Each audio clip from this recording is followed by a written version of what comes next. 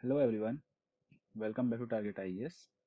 I am Tek Chandeshwal and we were studying power system.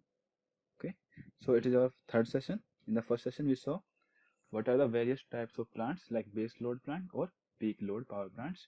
In that we saw there are number of plants like thermal power plants, nuclear power plants, solar, wind, hydro, pumped storage, okay, and gas turbines, okay.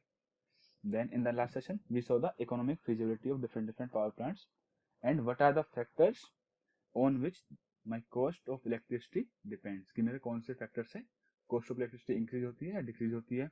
And we saw that our plant load factor should be nearly equal to 1, plant capacity factor nearly equals to 1, plant usage factor equals to 1 होना चाहिए ideal case में. और if it is close to 1, 1 के जितना नजदीक है जितना ज्यादा है मतलब because practically its value is less than 1, less than 1, less than 1.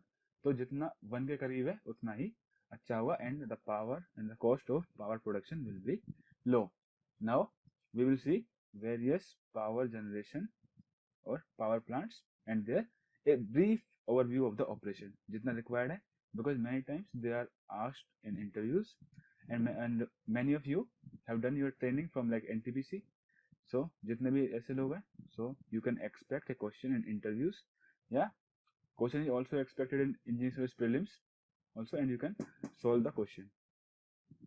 So in this single line diagram or schematic diagram you can see a brief overview of the functioning. You see one by one हम सारे parts को discuss करेंगे. Okay, first you can see this is my furnace या फिर मैं इसको कह सकता हूँ my boiler. तो boiler में क्या क्या input होगा मेरा fuel air. My boiler will give my heat. उस हीट को मैं यहाँ पे यूज करके क्या बनाऊंगा स्टीम किससे बनेगी वाटर से. तो यहाँ से मेरा आया water. This is my BFP boiler feed pump. Okay, यहाँ से फीड वाटर आया और यहाँ पे मैंने स्टीम बनाई. स्टीम को मैंने टरबाइन में दिया and my turbine converted the mechanical energy of the steam into electrical energy.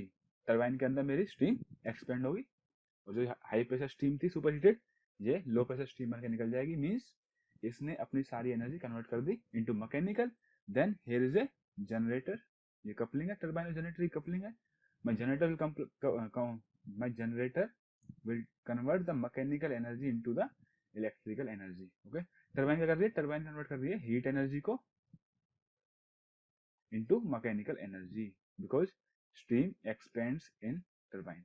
Okay, और फिर मेरा जनरेटर क्या कर रहा है मैकेनिकल टू इलेक्ट्रिकल और फिर इलेक्ट्रिकल को मैं स्विच बोर्ड में वाया सर्किट ब्रेकर्स भेज दूंगा. Okay, now this is my condenser. What is the function of condenser?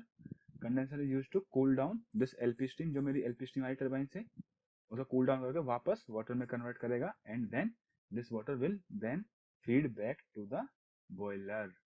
Why we do this? क्योंकि जो हमारा steam होती है उसको steam बनाने के लिए water use करते हैं.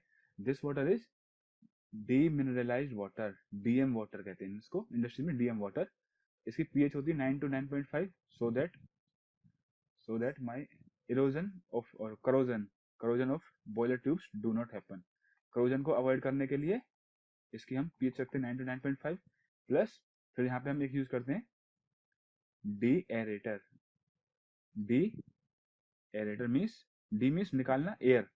जो एयर को निकाल देता. Why we remove entire oxygen from the water. Why because this oxygen मेरी जो बॉयलर की ट्यूब है वो किसकी है आयरन की है. आयरन की है स्टील की बॉयलर ट्यूब है मेरी. तो अगर ऑक्सीजन प्रेजेंट रहेगी वाटर में तो ये वाटर से स्टीम बन जाएगी. वाटर में तो ऑक्सीजन है तो स्टीम बन जाएगी. तो ये अलग H2O की स्टीम बन गई प्लस में ऑक्सीजन नेसेंट घूमेगी. नाउ दिस ऑक्सीजन में react with the iron tubes और करोजन में हैपन या फिर मेरी बॉयलर ट्यूब्स में जंग लग सकता है एंड दिस में गेट डैमेज. और मेरी बॉयलर ट्यूब्स में प्रेशर बहुत ही हाई होता है. That's why I can't risk them. Okay, इसलिए हम डीएरेशन करते हैं और DM water demineralise water minerals निकाल देते हैं ताकि मेरी ट्यूब्स में कोरोजन ना हो. उसकी पीएच कितनी होती है 9 to 9.5. It may be asked in any exam और interview. Now one by one आपको एक ब्रीफ ओवरव्यू मिल गया है. बस एक बॉयलर है. बॉयलर ने क्या किया हीट प्रोड्यूस करी. हीट से यहाँ पे मेरी स्टीम बन गई. स्टीम से मेरी टरबाइन घूमी. हीट से मैकेनिकल और जनरेटर ने क्या किया मैकेनिकल टू इलेक्ट्रिकल. बस ये है मेरा schematic diagram. Now one by one we will see every part. Like first I see boiler. Boiler और फर्नेस और भट्टी, as we call it in our Hindi heartland. So what is the function of boiler? To convert chemical energy of fuel into heat energy, बस यही काम है मेरा boiler का. Now there are different classifications of boiler. Classification किस base पे होंगे? Pressure और ड्राफ्ट टाइप. ठीक है, वन बाय वन देखेंगे क्या होता है. FD, ID and my balanced draft.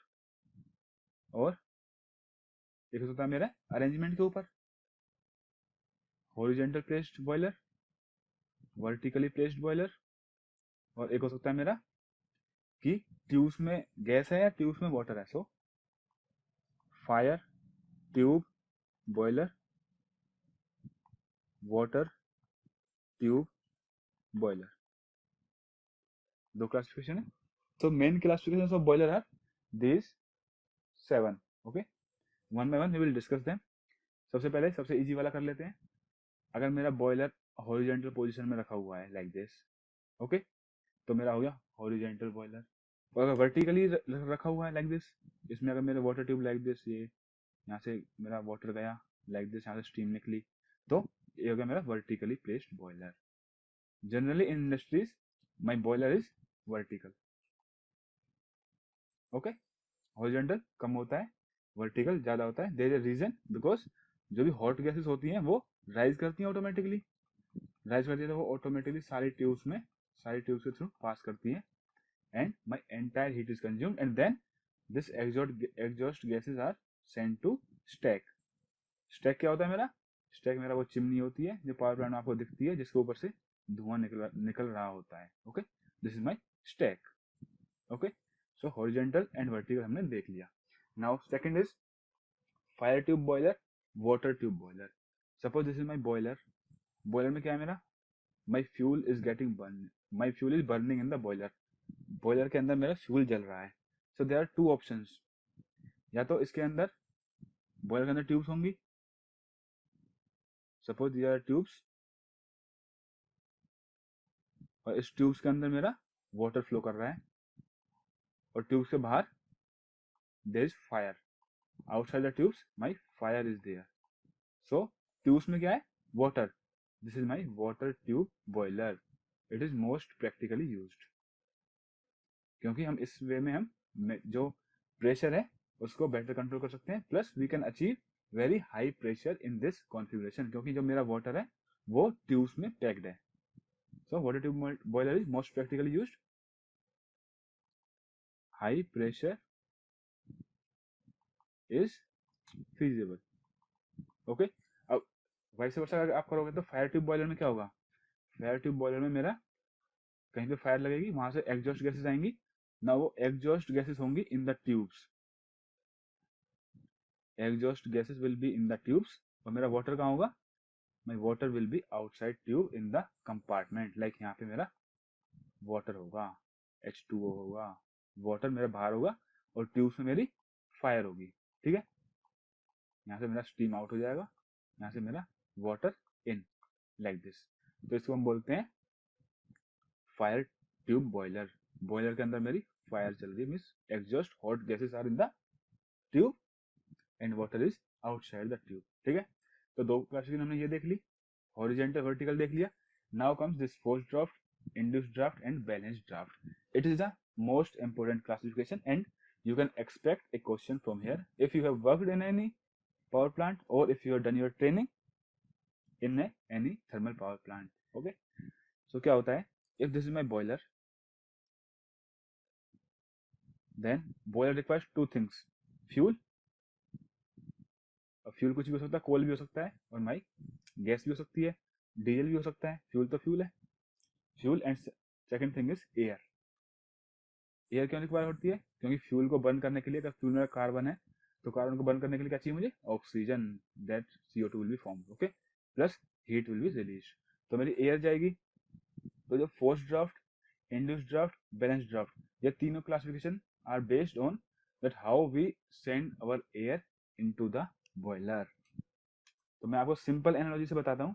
पहला मेरा forced draft, second is my induced draft, and third will be my balanced draft. इसको आप खुद कर लोगे जब मैं आपको forced draft और induced draft बता दूंगा. ओके, फोर्स ड्राफ्ट में फोर्स, आप एयर को फोर्स कर रहे हो to go inside the boiler.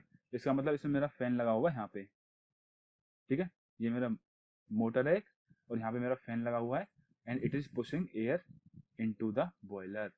और यहाँ से फिर एयर ऑटोमेटिकली नेचुरल कन्वेक्शन से स्टैक से बाहर निकल जाएगी. ओके, एडवांटेज क्या होगा कि जहाँ पे हम एयर को इनलेट में ले रहे हैं वहाँ पे एयर का टेम्परेचर कितना है, जितना मेरा एम्बिएंट एयर टेम्परेचर है, मीन्स सपोज रूम टेम्परेचर, और या फिर बाहर का जो भी टेम्परेचर लाइक 27 to 30 डिग्री जो भी रेंज है, उस रेंज की हमने एयर ली, and we are forcing the air to go into the boiler. तो इट इज लाइक जैसे हमारे घर में एक कूलर लगा होता है.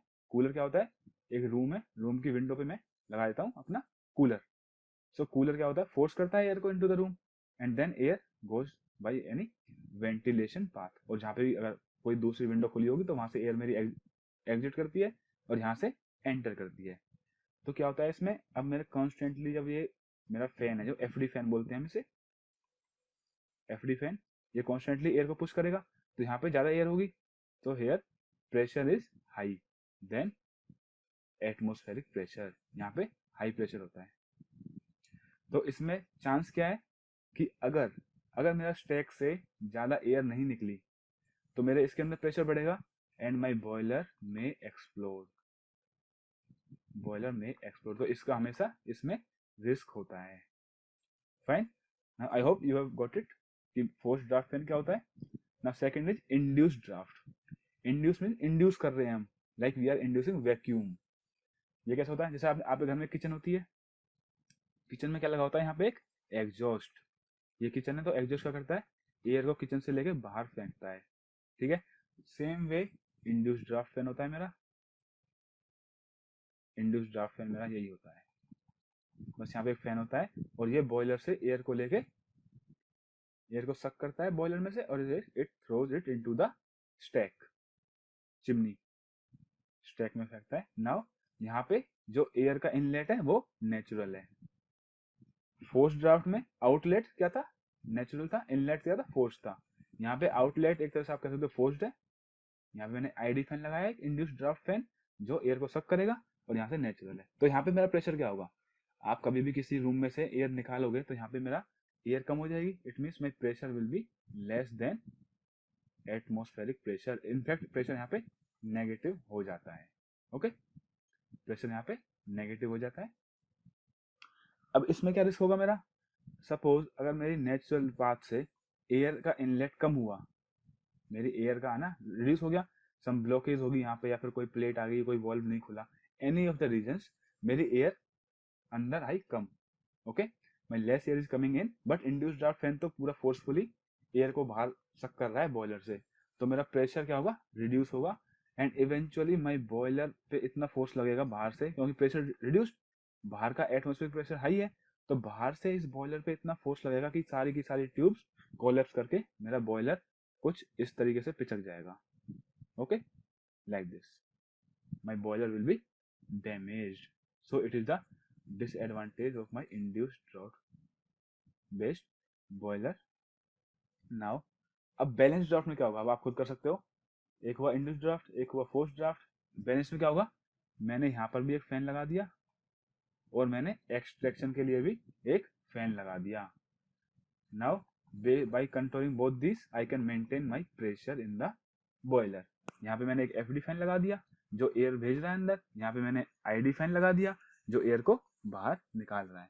Okay, and by maintaining the amount of air extracted or air inlet or outlet I can maintain the pressure inside my boiler chamber or my heat or my furnace chamber. ठीक है, लेकिन हम practically कितना pressure रखते हैं इसमें, practically we keep the pressure slightly negative, like -5 to -10 mm of water column.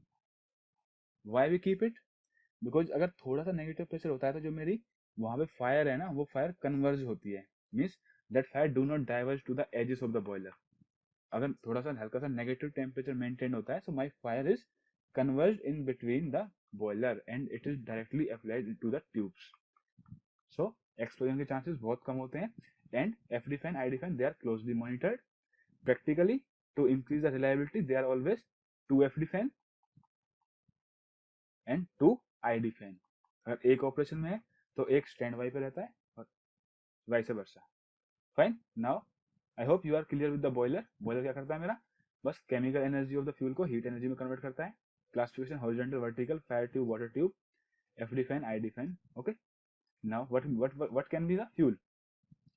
Fuel क्या हो सकता है मेरा बॉयलर में, कोल। अगर मेरा कोल फ्यूल होता है तो बस मैं 1 मिनट में बताऊंगा आपको। कोल हैंडलिंग प्लांट होते हैं, क्या होता है, कोल आता है ऊपर से, यहाँ पे बड़े बड़े टुकड़े होते हैं कोल के, then it is pass through a magnetic separator.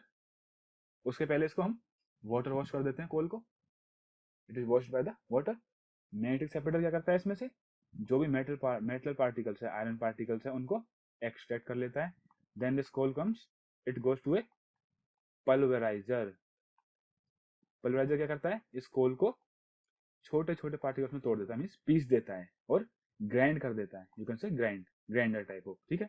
उसके बाद ये आता है and then through a conveyor belt it goes and then they are fan, जहां से मेरी एयर जा रही थी उस एयर के साथ मिक्स करके, जहां पे मेरा FD फैन था ना, उस FD फैन की एयर के साथ कोल को मिक्स करके हम बॉयलर के अंदर फायर करते हैं। Why we do this, because in case of pulverized coal, pulverized means powdered form of coal.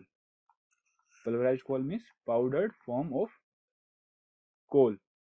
उससे क्या होता है, मेरे कोल का सरफेस एरिया इंक्रीजेस और फिर बेटर कंबशन टेक्स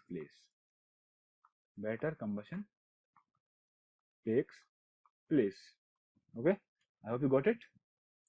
क्यों किया मैंने इसको पाउडर फॉर्म में, ताकि बेटर कंबशन हो। अगर मैं इसको इतने बड़े बड़े टुकड़ों में भेज दूंगा तो then it will take much time to burn, और मुझे साथ ही साथ मुझे बॉयलर से ऐश भी निकालने में प्रॉब्लम होगी। ओके, तो कोल होता है पल्वराइज्ड फॉर्म में। अगर मेरा डीजल है तो I can fire it directly from the nozzles.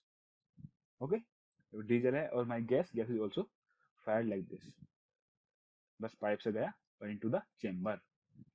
Now comes the second thing, हम टेम्परेचर कैसे मॉनिटर करते हैं। मैंने आपको मेजरमेंट्स में बताया था, by using thermocouple based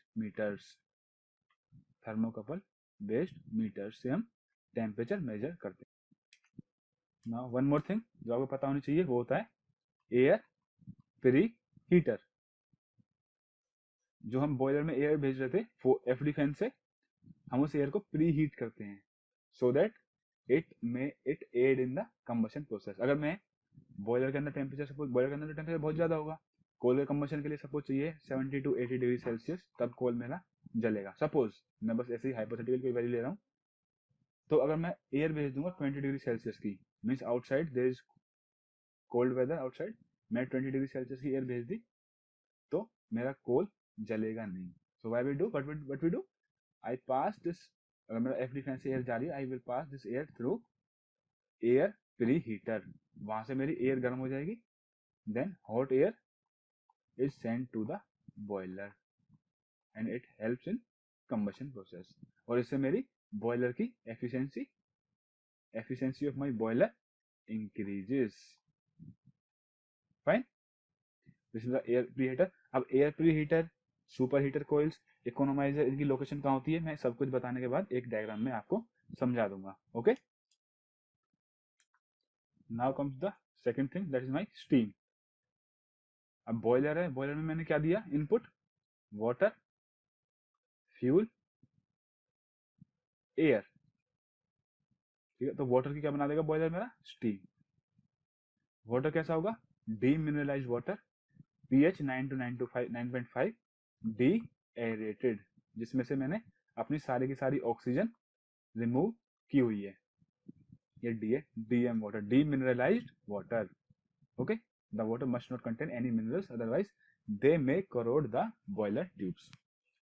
okay, ये बनेगी मेरी steam. Now what kind of steam do we have in our power plants.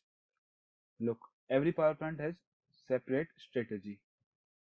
I worked in a captive power plant in one of the biggest refineries of India, and there the steam classification was HHP, HP, MP, LP. So I did my training in NTPC, Badarpur thermal power station. वहां पे steam का classification क्या था मेरा?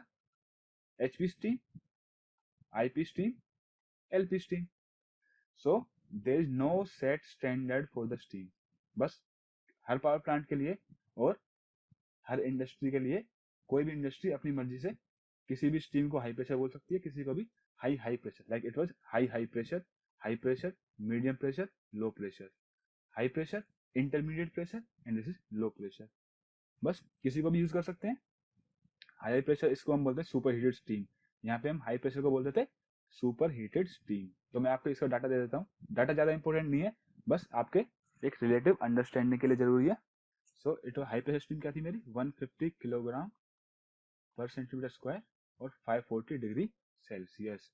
Intermediate pressure तो temperature इसका भी 540 degree Celsius है और इसका प्रेशर होकर रिड्यूस होकर हो गया मेरा 26 टू 30 और 25 टू 30 किलोग्राम पर सेंटीमीटर स्क्वायर. एलपी स्टीम इसका टेम्परेचर भी रिड्यूस हो गया मेरा 150 टू 180 और 150 टू 200 भी कर सकते हो आप. एक रफ रेंज होती है, किसी भी इंडस्ट्री में कोई भी यूज कर लेते हैं. 150 टू 180 और प्रेशर 125 किलोग्राम पर सेंटीमीटर स्क्वायर. ठीक है. अब ये एचपी का टेम्परेचर भी इतना ही है, एलपी का आईपी का टेम्परेचर भी इतना ही है. ये कैसे होता है बताता हूँ आपको. सो स्टीम जो होती है, उस स्टीम की जो जितना ही ज्यादा स्टीम मेरी सुपर हीटेड होगी, my steam can do the more work. अगर मेरे स्टीम का टेम्परेचर और प्रेशर जितना हाई होगा, टेम्परेचर प्रेशर जितना हाई होगा वो उतनी ही एनर्जी स्टोर कर लेती है. That's why always very high pressure and high temperature are desired in a thermal power plant. तभी मेरी एफिशिएंसी इंक्रीज होती है. क्योंकि अगर आप देखोगे तो जो traditional coal fired power plant थे उनकी एफिशिएंसी कितनी होती है? 35 टू 40% एट लास्ट. बट आजकल जो आते हैं मेरे super critical thermal power plants like one is in Singrauli, और जो आपने न्यूज में जो भी देखे हो ultra mega power plants 4000 megawatt या उससे ऊपर के, जिनमें highly critical steam temperature use होते हैं, उनकी एफिशिएंसी मेरी 55 टू 60% तक भी अचीव कर लेते हैं हम. Okay. So more temperature more pressure is always desired. तो मैंने आपको स्टीम का क्लासिफिकेशन बताया. अब कैसे जनरेट होती है मेरी स्टीम, एक बार उसका सर्किट देख लेते हैं हम. स्टीम और टरबाइन दोनों को साथ में देखेंगे. Okay. Okay. Now we will understand the cycle one by one. Fine. First of all मेरा एक यहाँ पे होगा कंडेंसेट टैंक. ओके. ये यहाँ से आया, मैं बताऊंगा यहाँ से क्यों आया. Okay, don't worry. यहाँ पे मेरा एक पंप लगा होगा, एक मेरा पंप है जो मेरे कंडेंसेट को ट्रांसपोर्ट करेगा यहाँ पे. सो पहले कॉइल कौन सी मेरी? This condensate is went into the economiser. Economiser का फंक्शन क्या है? What is my function of economiser? Preheat the water. Okay. अब जो कंडेंसेट टैंक से आएगा, ये temperature of the water is very low, like 40 to 50 degree Celsius only. So इस जो टेम्परेचर जाएगा इसको हम पास करेंगे through the economiser and then it is stored in the drum. Drum होता है मेरा एक बॉयलर के ऊपर ही होता है for maintaining the constant supply to the boiler to convert water into steam. Now अब मेरा पानी आएगा ड्रम से पानी आएगा मेरा in the evaporator. And what is the function of evaporator? जैसा कि नाम it's name says evaporator, water to steam. लेकिन अभी जो स्टीम बनेगी ये एक सैचुरेटेड स्टीम होगी जिसमें वाटर मॉलिक्यूल्स भी होंगे प्लस स्टीम भी होगी. ओके. तो अब मुझे इसमें से वाटर मॉलिक्यूल्स को अलग करना है. यहाँ से जो मेरे ड्रम से पानी है, ड्रम में हॉट वाटर है, drum is stored by hot water. Okay. Hot water आया मेरा एवेपोरेटर में. एवेपोरेटर ने कुछ स्टीम बनाई, my steam went to the separator. Separator का क्या काम है? यहाँ पे मेरा जो स्टीम होती है वो एक ऐसे सर्कुलर पाइप्स होते हैं, उन पाइप्स में ट्रेवल करती है और स्टीम और वाटर आर सेपरेटेड. तो यहाँ से जो मेरी सिर्फ और सिर्फ स्टीम होती है that steam is passed to the superheater coil. This is my superheater coil. तो जो मेरी जो steam आई प्योर सेपरेटर से वो superheater coil में आई and it will superheat it. Now it will go to high pressure turbine. Okay. Don't worry if you have any doubt. मैं इसे फिर से एक्सप्लेन कर दूंगा एक बार. हाई प्रेशर टर्बाइन, जब हाई प्रेशर टर्बाइन में एंटर करेगी तो इसका टेम्परेचर प्रेशर क्या होगा जो हमने पीछे लिखा था 150 किलोग्राम पर सेंटीमीटर स्क्वायर 540 डिग्री सेल्सियस. तो हाई प्रेशर टर्बाइन में जो ब्लेड का साइज होता है वो सबसे छोटा होता है. ओके. तो यहाँ पे आई मेरी स्टीम और यहाँ से बाहर आई. जब मैं बाहर आती है तो इसका प्रेशर होता है ऑलमोस्ट 30 किलोग्राम पर सेंटीमीटर स्क्वायर और टेम्परेचर भी ड्रॉप कर जाएगा. अगर मेरी टर्बाइन से मैंने वर्क डन ले लिया अपनी स्टीम से तो मेरा टेम्परेचर भी ड्रॉप करेगा लाइक 340-350 डिग्री सेल्सियस. अब मैं इसी स्टीम को देखो अगर मैं एक आइसोलेशन मोड में यूज करता सी हेयर तो मैं यहाँ पे स्टीम दी और स्टीम को फिर वापस दे दिया कंडेंसर में तो मैं अपनी 340 डिग्री सेल्सियस की स्टीम को वेस्ट कर रहा हूँ. फिर कंडेंसर में क्या होगा, कंडेंसर में तो मैं वाटर डाल के स्टीम को ठंडा कर दूंगा and I will turn it back into water. That means ये 340 डिग्री सेल्सियस की हीट मैंने अपनी लॉस्ट कर दी. So my efficiency will be adversely affected. Okay.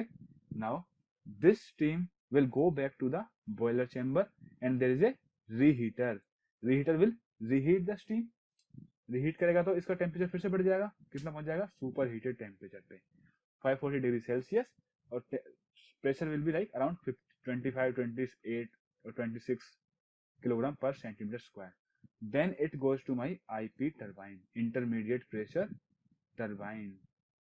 अब ये स्टीम मेरी इंटरमीडिएट प्रेशर टर्बाइन में वर्क डन करेगी. After that temperature will again reduce, pressure will further reduce and it goes directly to my LP turbine. अब जो LP turbine से बाहर आएगी सो इसका pressure will B less than 1 kilogram. Temperature will be nearly may be less than 150 something. Okay. So इतना कम हो जाएगा इसका 150 और may be 100 degree Celsius like that. Now this steam is sent to the condenser. Condenser में क्या होगा मेरा, ये जो आया स्टीम आई, this steam will be in the tubes. Steam मेरी ट्यूब्स में होगी और उसके ऊपर से मैं वाटर स्प्रे करूंगा. स्टीम ट्यूब्स में उसके ऊपर से वाटर स्प्रे करेंगे. This water will cool down the steam and steam will converted back to the water. तो डीएम वाटर की स्टीम थी तो डीएम वाटर ही बनेगा. Now this DM water will be send back to the condensate storage tank. It is called CST, condensate storage tank. Fine. अब मैंने जो यहाँ पे वाटर डाला है इस कंडेंसर में, इसने स्टीम की हीट को ले लिया और स्टीम को बना दिया बैक टू वाटर. तो my water will get heat up. अब यहाँ पे हम ये वाटर यूज करते हैं ऑर्डिनरी वाटर. ठीक है, ये ऑर्डिनरी वाटर होता है. अब हम इस वाटर को वापस भेजेंगे इन माई कूलिंग टावर. कूलिंग टावर किस शेप की होती है, हाइपरबोलिक शेप की. इसमें हम ले जाके इस पानी को ऊपर से बाउल करेंगे और ये पानी मेरा यहाँ पे ड्यू टू एयर ठंडा हो जाएगा और इस ठंडे पानी को हम फिर से यहाँ से कंडेंसर में भेज सकते हैं to cool down the steam. Okay. Now my all these turbines HP, LP and LP, sorry HP, IP and LP, ये तीनों की तीनों टर्बाइन मेरी एक ही सेम शाफ्ट पे कपल्ड होती है. देन यहाँ पे मेरा आएगा जनरेटर और जनरेटर के बाद सर्किट ब्रेकर एंड यहाँ पे मैं इसको बस बार से सिंक्रोनाइज कर दूंगा. I hope you got it. So अच्छा, इस बॉयलर में सबसे नीचे क्या है मेरी सुपर हीटर कॉइल और यहीं पे मेरा फ्यूल फायर होता है. ठीक है. तो जहाँ पे फायरिंग होती है उसके सबसे नजदीक क्या है, super heating coil, then reheating coil, then evaporator, then economiser and it is my air pre heater. Air pre heater क्या करता है मेरा, जो मैंने बताया था आपको, अगर FD फैन है, ID फैन है, जो मेरा बॉयलर के अंदर एयर जाती है, it comes to air preheater, it gets hot and then it goes into the boiler. Okay. और उसके बाद जो मेरी एग्जॉस्ट गैसेस होती है they go into the stack. Okay. और स्टैक में वो बस जैसे स्टैक की हाइट कितनी होती है लाइक दिस. तो प्रेशर यहाँ पे प्रेशर कितना हुआ रो जी एच और यहाँ प्रेशर कितना हुआ रो जी H2 H1. जब इस फॉर्मूले से हम प्रेशर कैलकुलेट करते हैं तो हाइट क्या होती है, हाइट हमेशा ऊपर से मेजर करते हैं. तो it is H2, it is H1, it is H1 next हम ऊपर से तो यहाँ पे मेरा प्रेशर कम होगा, यहाँ पे प्रेशर ज़्यादा होगा. So due to natural convection my exhaust gases goes into the stack and into the atmosphere. Okay, I hope you got it. बस एक बार फिर से देख लेते हैं. बॉयलर, यहाँ पे मेरा फ्यूल फायर होता है. एक मेरा कंडेंसेट स्टोरेज टैंक है, यहाँ से condensate transport pump CTP. CTP भी हम दो रखते हैं, और या तो सीटीपी बोलते हैं इसे, या फिर बोलते हैं हम इसे boiler feed pump.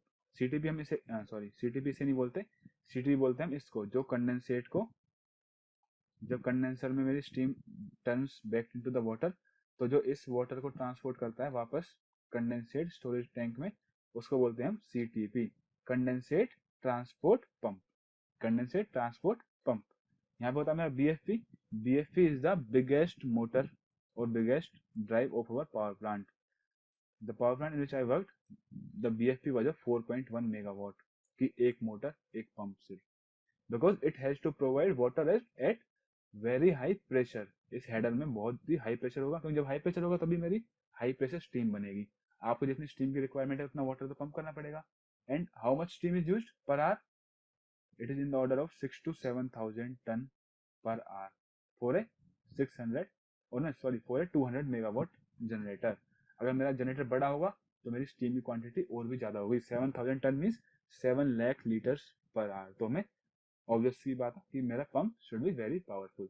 So BFP is the biggest drive in a power plant.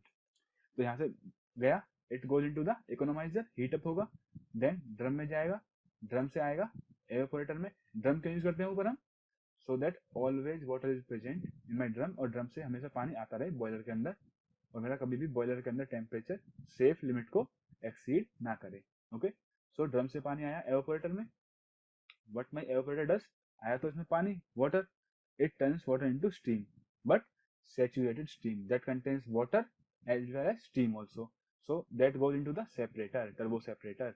It separates steam and water. Steam को अलग कर देगा, water को अलग कर देगा, water back to drum, और steam goes to the super heater coils.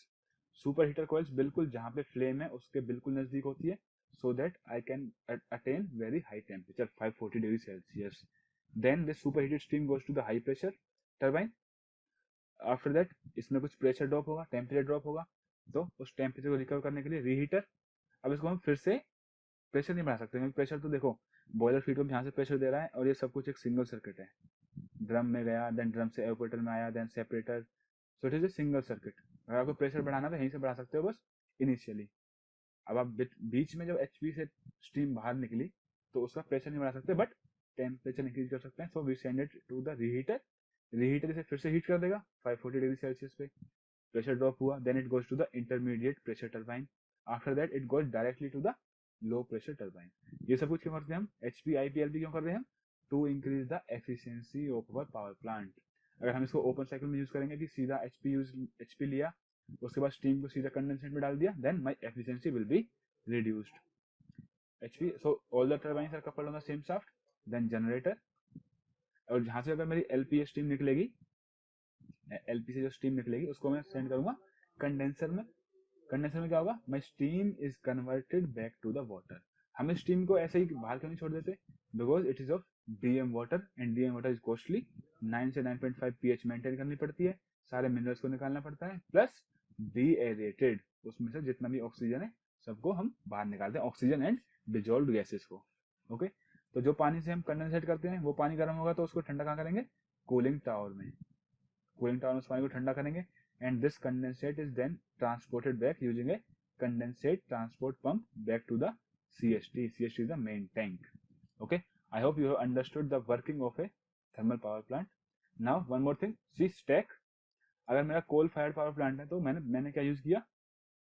Pulverised coal. Pulverised coal तो मेरा means air plus coal both are mix. तो जब मेरा यहाँ से एग्जॉस्ट गैस निकलती है उसमें गैसेस भी होंगी, CO2 NO SO गैसेस भी होंगी, प्लस एक और चीज होती है, वो होती है मेरी फ्लाई ऐश.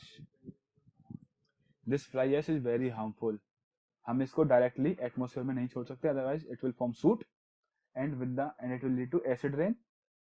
एसिड रेन होगी, plus it will be roaming in the और freely suspended in the atmosphere. तो हेल्थ हजार्ड्स बहुत हो सकते हैं. Now to separate this fly ash from the exhaust gases, what do we use? We use a technique which is called electrostatic precipitators. ESP. ESP क्या होते हैं मेरे? Simple है, डोंट वरी. बस एक दो प्लेट है, एक प्लेट को पॉजिटिवली चार्ज कर दिया हमने एट सम 500 kV DC. इतना ही है. प्रैक्टिकली मैंने जिस कैप्टिव पावर प्लांट में काम किया था वहां पे 450 और 500 kV DC यूज करते थे हम इलेक्ट्रोस्टैटिक प्रेसिपिटेटर्स की प्लेट पे. नेगेटिव प्लेट माइनस में 500 kV DC. Now this entire exhaust gases fly ash हम इसके थ्रू पास करते हैं. तो जो भी ऐश है वो तो पार्टिकल है कोई भी, जैसे कि मीन्स कार्बन का पार्टिकल हो गया. So these are the charge particles. इसमें हीट होके आते हैं आयनाइज्ड चार्ज पार्टिकल्स. तो कितने तरह का चार्ज हो सकता है इस पे? भाई यूनिवर्स में दो ही तरह का चार्ज है, या तो प्लस या माइनस. जो प्लस वाले चार्ज होंगे they will get attracted toward the negative plate. जो प्लस वाले चार्ज होंगे, जो माइनस वाले होंगे पार्टिकल्स, वो पॉजिटिव प्लेट्स पे होंगे. तो in this way my fly ash is arrested or it is attracted to the electrostatic precipitators. They are like 24 ESPs in a single line of exhaust, so that जब मेरा output आए तो वहां पे सिर्फ और सिर्फ एग्जॉस्ट गैसेस ही हो और फ्लाई ऐश मेरी विद इन सेफ लिमिट्स हो, जो मेरे कोई भी हेल्थ हैजार्ड्स ना हो. देन दिस इलेक्ट्रोस्टैटिक प्रेसिपिटेटर है, इस पे फ्लाई ऐश आई, यहाँ से हम इस फ्लाई ऐश को कलेक्ट कर लेते हैं. Then we mix it with water. अब दो तरह के होते हैं, एक तो वेट कलेक्शन प्लांट, एक होता है ड्राई कलेक्शन. ड्राई लेना तो मतलब ऐसे कैसे इसको लेके यहाँ से through some conveyor belt we store it in some area, या पिट बनाएंगे या कहीं पे. We can also sell it to the cement factories और फर्टिलाइजर फैक्ट्रीज, हम बेच भी सकते हैं इसको. या फिर हम क्या करते हैं, इसको ड्राई फ्लाई ऐसे ड्राई है अभी तो इसको इकट्ठा करके देन वी एड वाटर से फिर ये क्या है, स्लरी बन जाती है. एंड एडवांटेज क्या है, ट्रांसपोर्टेशन इज इजी. ड्राई का ट्रांसपोर्टेशन करना मुश्किल होता है, transportation is easy. Then fine. तो हमने एग्जॉस्ट पाथ भी देख लिया, हमने वाटर का सर्किट भी देख लिया, हमने फ्यूल का सर्किट भी देख लिया, कोल हैंडलिंग प्लांट भी देख लिया कि कोल को हम मैग्नेटिक सेपरेटर के थ्रू पास करते हैं, पहले से वॉश करते हैं, देन उसको ग्राइंडिंग करते हैं और फिर उसको एयर के साथ मिक्स करके फायर करते हैं boil.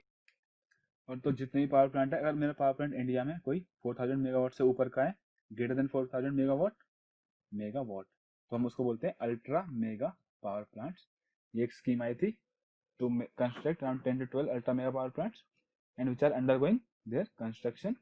So I hope you are now clear with the schematic diagram of a thermal power plant. If you have any doubt in this, in the working of thermal power plant, इतना I think this much is enough जितना हमने किया है for interviews as well as for the examination. In the next class, we will see one more power generation plant, okay, and then we will proceed further to our next objective. Okay, fine. So thank you. See you in your last next session.